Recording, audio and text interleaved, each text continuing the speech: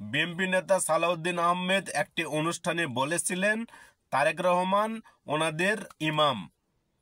এতে করে জামায়াত সহ কিছু ইসলামপন্থীদের পুচ্ছে আগুন লেগে গেছে। এই বক্তব্যটাকে তারা এমনভাবে নেগেটিভভাবে উপস্থাপন করতেছে যে জনাব সালাউদ্দিন আহমেদ বিশাল বড় একটা ভুল কোনো কিছু বলে ফেলেছেন। আমি তাদের উদ্দেশ্যে বলতে চাই, জনাব সালাউদ্দিন আহমেদ ভুল কি বলেছেন? উনি যা বলেছেন ঠিকই বলেছেন।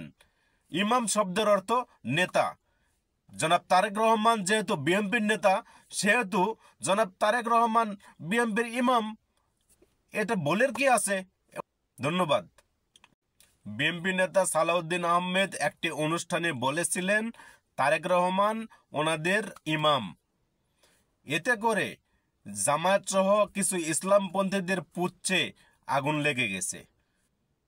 এই বক্তব্যটাকে তারা এমনভাবে নেগেটিভভাবে উপস্থাপন করতেছে যে জনাব সালাউদ্দিন আহমেদ বিশাল বড় একটা ভুল কোনো কিছু বলে ফেলেছেন। আমি তাদের উদ্দেশ্যে বলতে চাই, জনাব সালাউদ্দিন আহমেদ ভুল কি বলেছেন?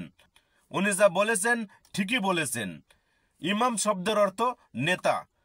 জনাব তারেক রহমান যেহেতু বিএনপির নেতা, সেহেতু জনাব তারেক রহমান বিএনপির ইমাম।